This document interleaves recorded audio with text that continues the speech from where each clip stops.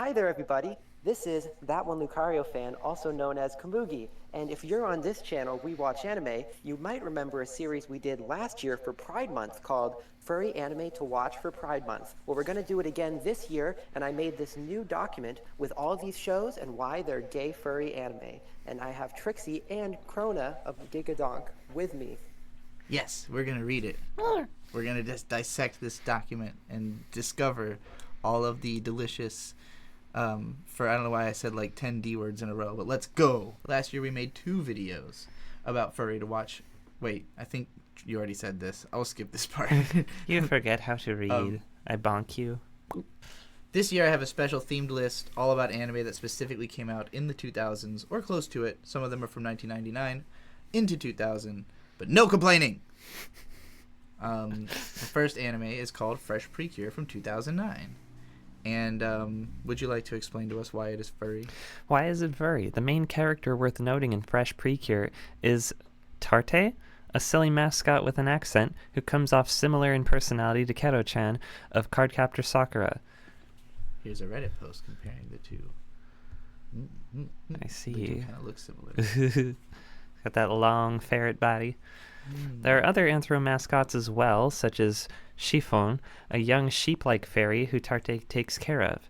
That thing looks baby. That thing looks so baby. It's got a bib. It's adorable. Tarte himself is actually the first male cure in the series' history, but he doesn't get his deserved Western acclaim for being the first male to transform for a couple reasons. The first reason is that he is a mascot, and historically the Precure fandom, particularly in the West, are more interested in humanoid characters.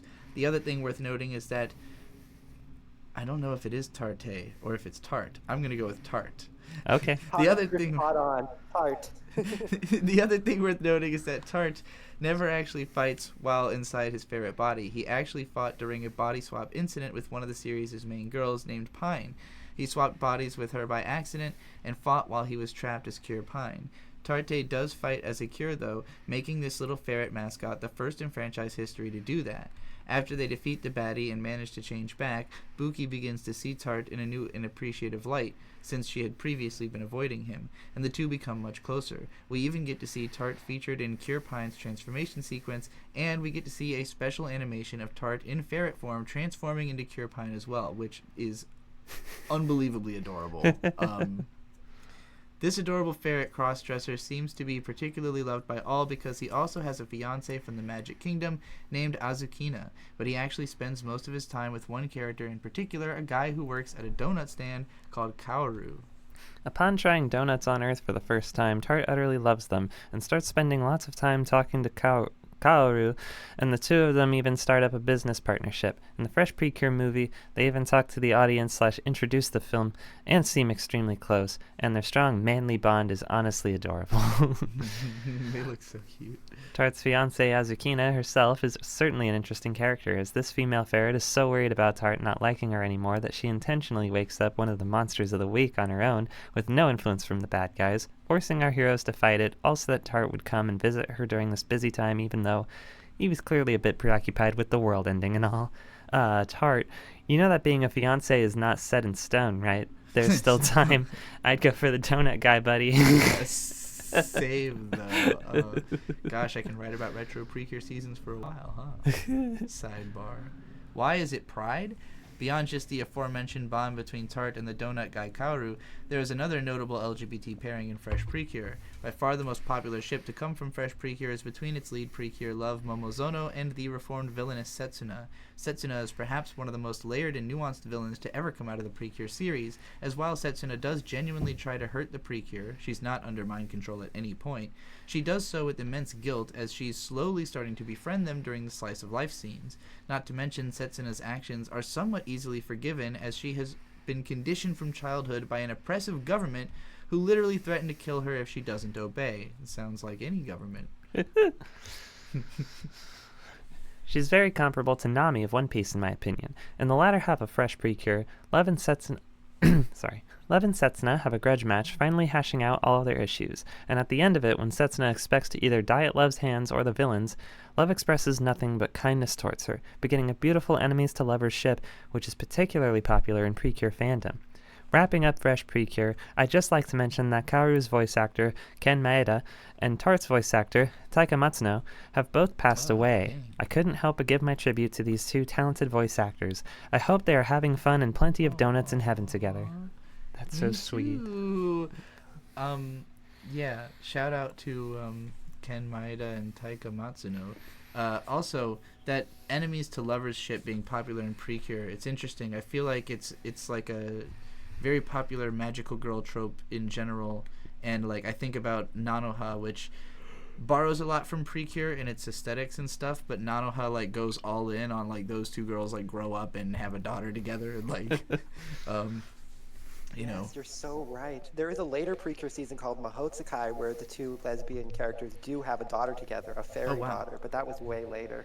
Well, that's awesome. I didn't know Yeah. about that. Onmyo Taisenki from 2004. I've never seen this, I don't think. It does not look familiar to me, so I'm curious. I like the manga artwork. That Oh yeah, looks the really manga rad. art actually looks way better than this. Well, at least in these images. But this looks like Utobareru Mono, kind of. I wonder if it has... Particularly love that in the manga cover, the furry character is front and center and looks awesome. Yeah, he looks badass. And I like the way it looks in the actual Yeah. page, too. You want to start this one? Alrighty.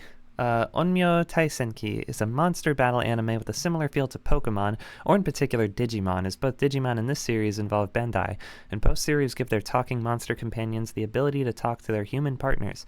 At first, Onmyo Taisenki was released a manga about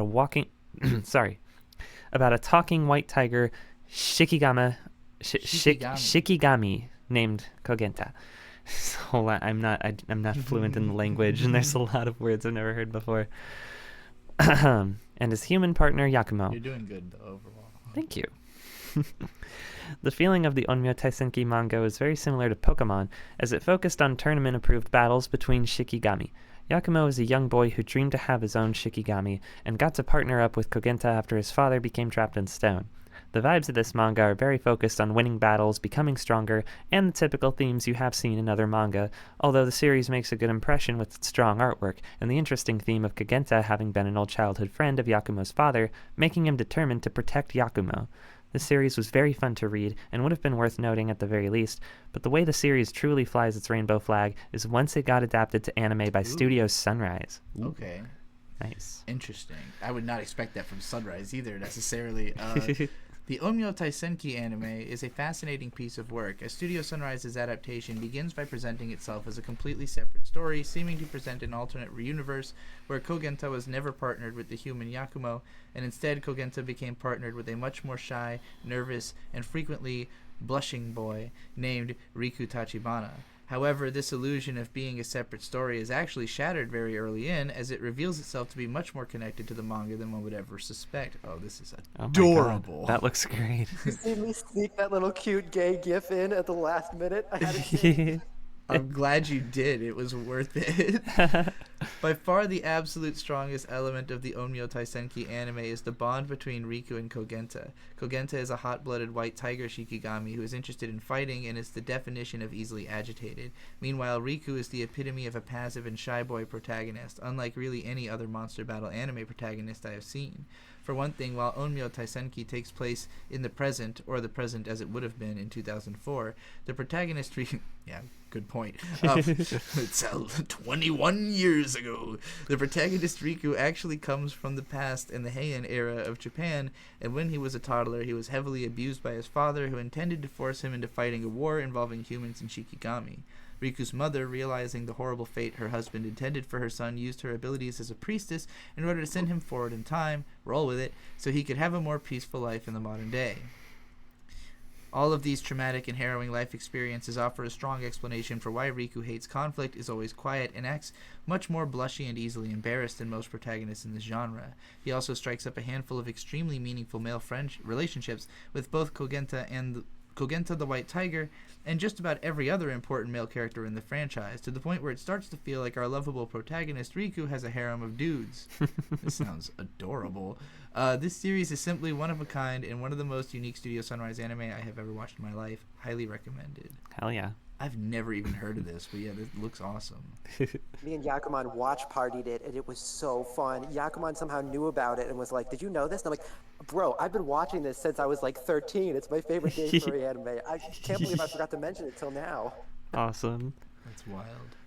Oh, here we go. I'm ready for this next one. It's a shorter segment though, so you want to do the whole thing? Sure. Just looking at the image, just looking at the key art for Digimon Tamers makes me want to do a full rewatch. Oh my god. You should. Digimon. We should. Digimon Tamers is a fantastic show written by Chiaki J. Konaka and produced by some of the best and most creative staff members at Toei. It is hard for me to even summarize what makes Tamers so good, but I feel that Krona can probably understand what I mean as a big Digimon fan. Yes. Feel free to ad-lib as much as you want with this segment. That's why it's so short. Oh man, where to even begin? I mean, the early seasons of Digimon, there's just so many characters with their own there's 8 kids in the first season, and each has their own Digimon companion. And then season 2 introduces even more kids who are nowhere near as interesting, to the point that they ended up bringing back a bunch of the legacy characters at the last minute to try and compensate. Digimon Tamers brings in the scope much more close and intimate with just 3 main protagonists, each with their own Digimon. There's a few side characters who get their own eventually, but it just starts out very tightly focused. I need to note how glad I am you pointed that out, because I didn't just piece that together by looking at the key art, even though it should be obvious. But I never thought about that. Like, oh, it's like a smaller, like they don't have a ton of children in this one. Like, yeah, well, it's like, as a kid, I notice it right away because I'm like, oh, there's not as many Digimon. Well, I don't like it as much as the other one. But like, as an adult, you really get to appreciate it more. The fact that each Digimon gets their own fully fleshed out personality, and there's much more to them, and they get a lot more focus in particular. Like, okay, say in like the old show, you might get to see your favorite Digimon do something adorable like once in a while.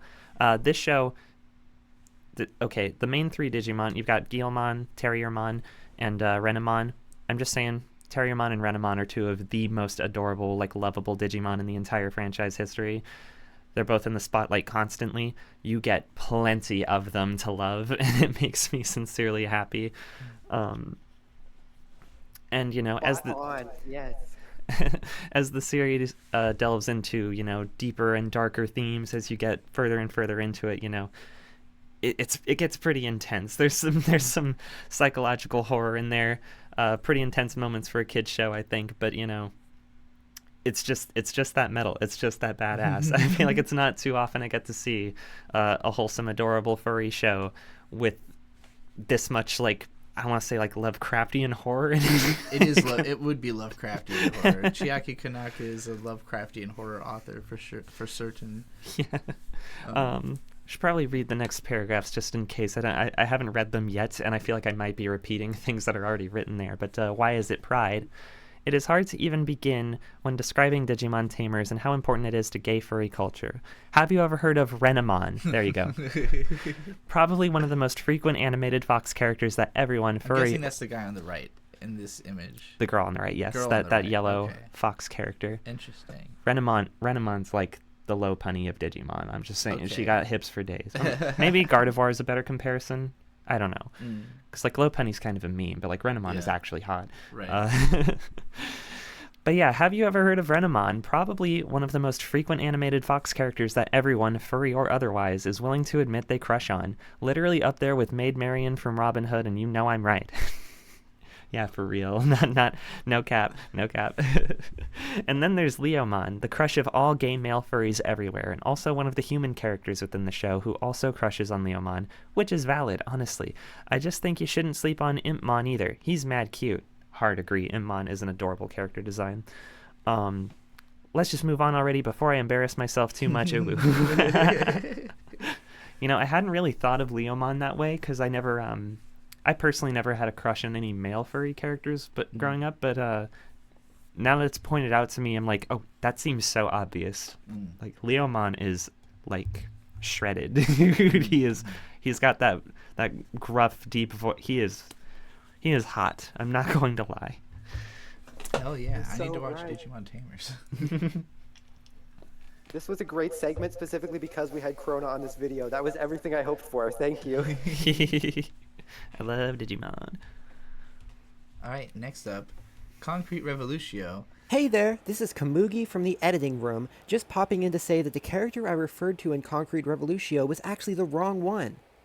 All of the times when I refer to a character who is named Earth-chan, I actually meant to say Kiko Hoshino. So I just wanted to clarify that to show that I did go back and check the footage. I originally wrote this when I was kind of like trying the show out for the first time and I was getting the names confused. But now that I've properly watched it, it's been a great show and I see why Yakuman loves it so much. I also wanted to pop in here to call out a few shows that I didn't have enough of a chance to give credit to in the video. The first one is Shin-Chan the Movie, Adventure in Henderland. This is a really fun movie. I had fun watching with Yakuman and Ellen, and it has a lot of different interesting characters in it, and there are furry characters. There's a mascot called Henderkun, and the other one I wanted to shout out was Legends, Tale of the Dragon King. This is another really interesting one that has a strong furry and human romance element. The main monster that is partnered to the main kid in the show, he's named Chiron. He's a dragon, and Chiron the dragon actually has a human girlfriend in the show who's like a very actually lovable character, and she is dating the dragon, so that's pretty cool. Full disclosure, and honestly, I never would have ever thought to watch this series or really knew anything about it if not for my good friend Yakuman, who helped me out and wrote part of that last section on Digimon Tamers. This is a show I only gave a try to recently, but I did always know of it as an interesting Studio Bones anime, which Trixie brought up due to having the same writer as Fullmetal Alchemist 2003 and 12 Kingdoms. Funny enough, both of which also have furry characters. Sho Aikawa, who's an absolutely insane person. That's a story for another time. Screenshot is from the wrong version of FMA, but I'm too lazy. So clearly this writer named Sho Aikawa is quite positive on furries, which is the only way I can think of to explain how... Oh yeah, for sure he is. He also did a show called Chaos Dragon, which was like based around a D&D Pathfinder campaign or something that him and like 3 other famous anime writers all did together. So they just like played D&D and then were like, this is such a good run, I guess. And then they turned it into an anime. I only watched like half the first episode because Sho Aikawa's writing is often quite confusing and difficult, including with this show, Concrete Revolutio, which is the main reason I never finished it. It's like, it references Japanese history at a depth that was like out of my depth, basically. Yeah. Well, I consider myself a fan of 2003 Full Metal Alchemist, and I agree, confusing as shit sometimes, but you know, sometimes the surrealism adds to the vibe. I'm here for it. Anyway, he managed to make something as gay and furry as what I'm about to describe. Concrete Revolutio is a very weird, hard to describe show, which could most easily be described as a metaphor for Japan in the late 1900s, following the increased questioning of the government by the general public that could only follow after World War II and the Vietnam War. The show's intent as a political commentary is something that could be explained in depth by my pal Yakuman better, but what it essentially leaves us with is a show that is basically the anime version of The Watchmen. Wow. One of the heroines within the show is a magical girl named Earth-chan who has her own mascot named Uru. If his design looks somewhat strange, he is based on a Daruma doll, a very cool type of toy worth looking up. I know about Daruma. They're cool. Because Darumaka is a Daruma. Earth-chan's adorable. The character designs in the show are very good. Very on point. And the animation is fucking... It's Bones, like, at their best, basically. So... Essentially, Uru as a character is defined by his protectiveness of Earth-chan. He is very innocent in how he views many older characters as being a danger to Earth-chan and wants to protect her. Within the show's second season, there is a gender non-conforming dragon boy introduced who casually flirts with boy Earth-chan and Uru as well. He flirts with Uru after he sees Uru trying to protect her from him, and the dragon boy bends down and says, "You're cute too," making Uru blush. Cuteness. Adorable. And that seems to be That's a wrap. That was awesome. Thank you. That was very enjoyable. I'm so glad you both liked it so much, and there was so much positive commentary that came out of it. Thank you again for doing this video with me. I think we both agree that we're interested in some of these shows too. This Onmyo Taisenki looks cool. I want to check out the manga and the anime out of curiosity. I'd love to rewatch Digimon Tamers. I would love to have Yakuman maybe make an analysis video about Concrete Revolutio and explain it. And Fresh Precure also looks freaking adorable. This baby. Yeah, the baby character is particularly interesting to me. Yeah, and Kaoru and Tarte are cute business owners. I love this transformation sequence too. for sure. All right, Art I'm gonna is wrap. such a pure little guy. Komu, you should promote your stuff. You wrote this. You did this entire Google Doc. And where else can you be found? Oh, yes, absolutely. I can be found on the Genki and Sienna channel on YouTube, all one word, Genki and Sienna, or you can find it if you type them in as individual words. And I have Gigadonk and Trixie as voice actors in that upcoming show that I'm making on Genki and Sienna. And I can be found on That One Lucario Fan, which is more of my podcast channel now. Nice. Hell yeah. What about you, Gigadonk? My YouTube channel is called Gigadonk. I make videos. You've got links maybe? I don't know. I'll put it. It'll all be in the description. Totally. And I'm Trixie the Golden Witch. This was probably on both the We Watch Anime channel, and I don't know if this is also going on one of your channels, Komu. 100% it will be That One Lucario Fan for sure. Cool. Hell yeah. So if you're coming to this from That One Lucario Fan, you can find me on the Trixie the Golden Witch channel. Linktree / linkter.e/Golden Witch, and that's I also have everyone else's links in my link tree, so you'll get to everybody there. Yep. Thanks for watching, everybody, and see you next year for more Furry Pride anime, because there's a lot. Anime is pretty steeped in gay furry Can't wait. content. So. Can't wait, baby. Embrace your inner furry. Bye. Bye.